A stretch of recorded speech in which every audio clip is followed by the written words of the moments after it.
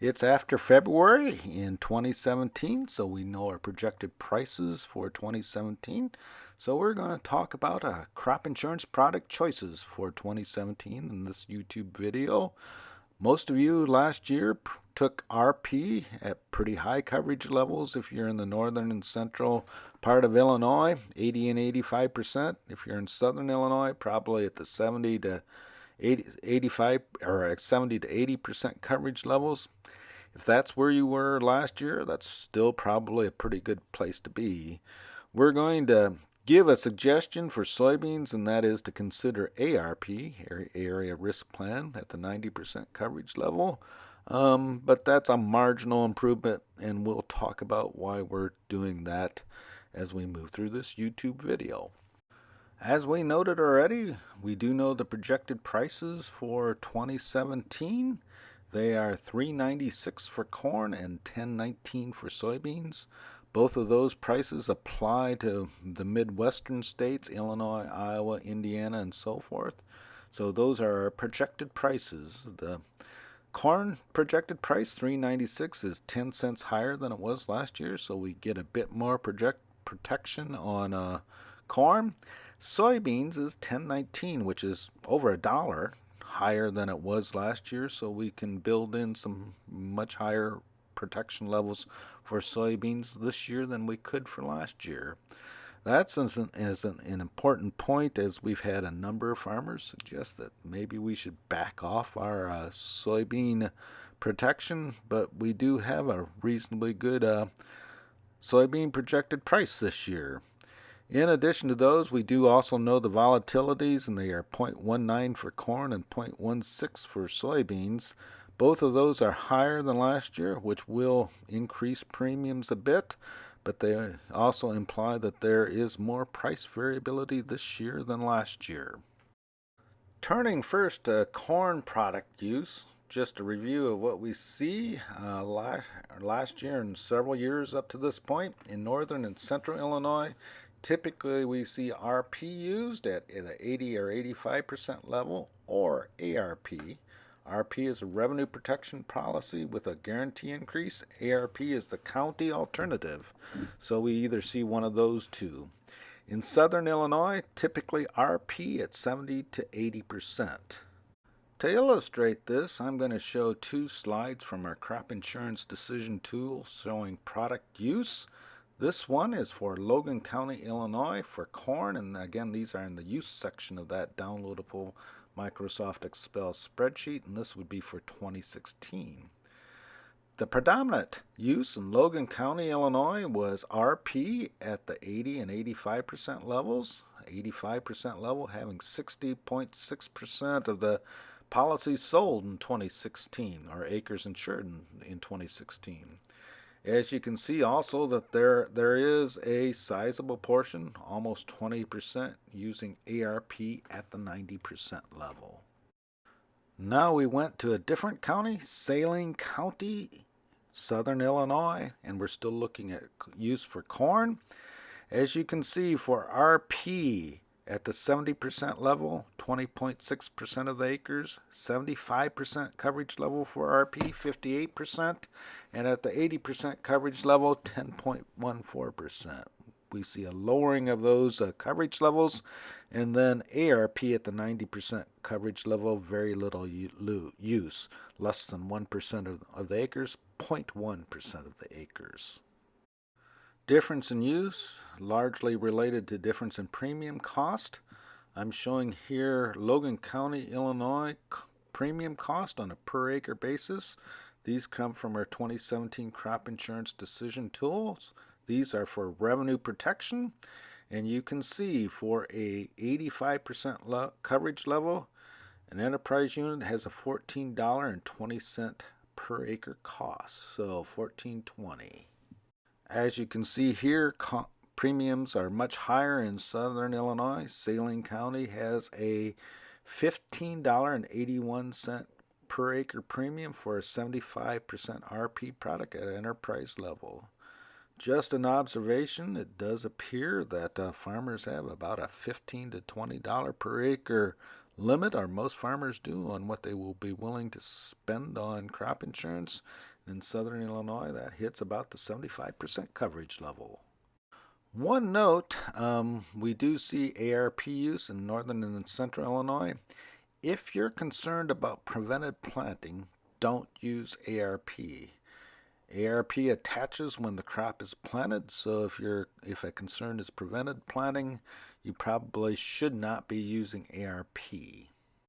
To look at the difference between RP and ARP, we're showing a Logan County comparison here for four products: RP at 80 and 85%, the red columns, ARP at a 90% coverage level.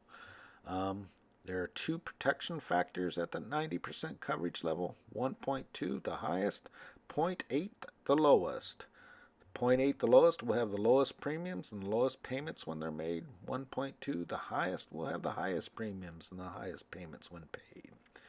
You can see here on a premium basis, RP 85% have lower premiums than the ARP products. To look at the risk reduction performance of these products, we're using some values from our crop insurance payment evaluator, which is available in the crop insurance section, and it gives payment evaluations for different states, counties, and crops. VARs give a feel for the downside risks that have been reduced. We're showing here a 5% level. 5% of the time, gross revenues will be below those numbers, and that gross revenue includes revenue from the crop plus the crop insurance payment minus the premium. You can see 80 and 85%, those are 514, 536 per acre. That compares to 461 without crop insurance. So those two products increase risk or reduce risk quite a lot.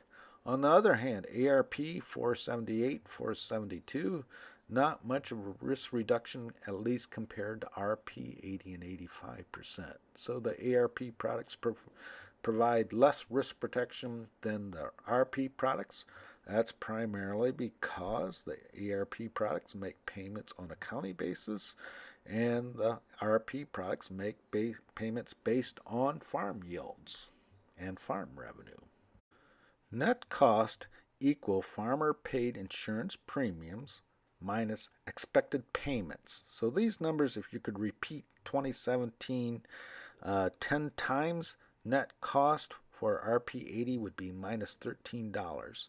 That means that farmers would expect to receive $13 more than they paid in. As you can see, and that's an expectation, you have to repeat that 10, 20 times, and that would be the average of those 10 to 20 years. As you can see, all of these products have negative numbers, meaning that their expected payments are more than their premiums, again, because subsidies are involved in those, and ARP has higher payments expected, so its payments relative to its cost are higher. However, note you make higher premium payments, so in the years in which it doesn't pay, which is at least 50%, you would be out the premium, which will be much higher than RP.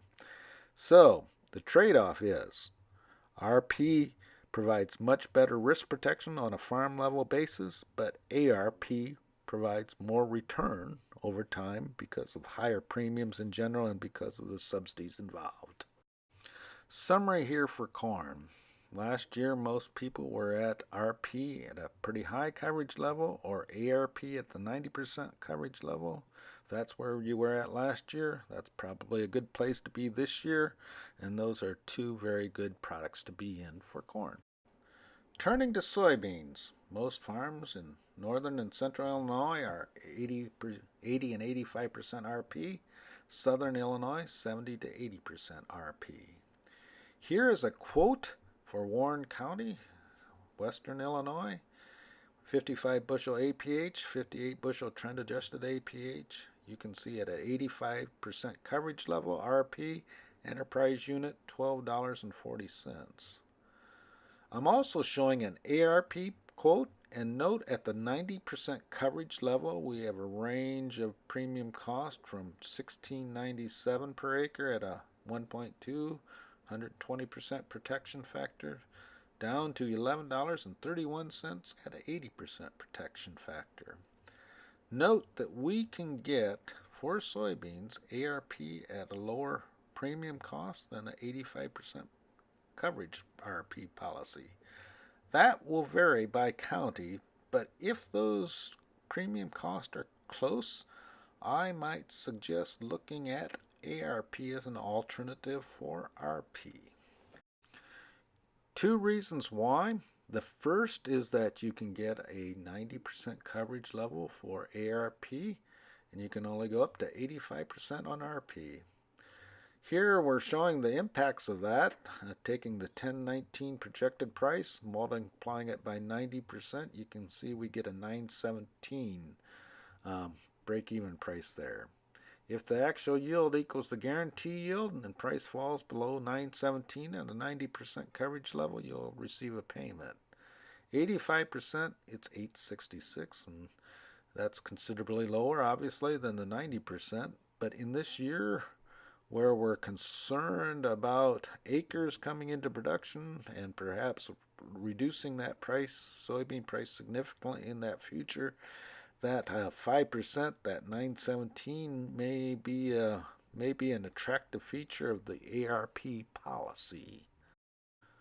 The other reason for looking at ARP is that we really haven't received many insurance payments on soybeans for either RP or ARP for that matter. To illustrate, I'm showing crop insurance performance for Illinois Warren County soybeans at a RP product at 85% coverage level.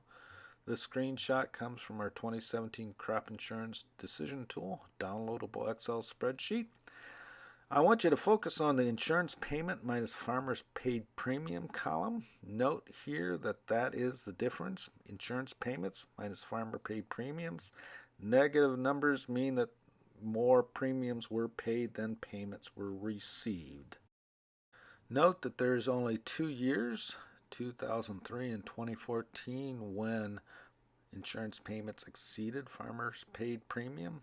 Over the entire time period, farmers paid in more on soybean policies than they received back, and that the loss ratio is fairly low for this product. Overall, we haven't seen many payments for RP that have exceeded premiums paid in. I don't want to give you the impression, though, that ARP has performed much better. Here is the ARP for Warren County. As you can see here, there's only 3 years in which insurance payments occurred, 2004, 2008, and 2014. And over this entire time period, again, farmers paid in more than they received from the product. So it isn't so much that ARP has a better loss performance than RP that we're making this recommendation, but the relative risks that are out there. Again, we could see some fairly sizable decreases in soybean prices, particularly if we see acres move to soybeans. So in that case, we might want to consider moving in the direction of ARP with its higher coverage level. Summary here, RP at relatively high coverage levels, our standby product, will still be a good place to be, and you might want to consider ARP 90% for soybeans. It gives you additional price protection. One thing I would suggest is checking the ARP premiums. Wouldn't necessarily pay a whole lot more for a 90% ARP policy than a 85% RP policy, so make sure that those premiums, where those premiums are, and those will vary by county. During this video, we referred to an Excel spreadsheet and several online tools. Both of those are available in the crop insurance section of FarmDoc.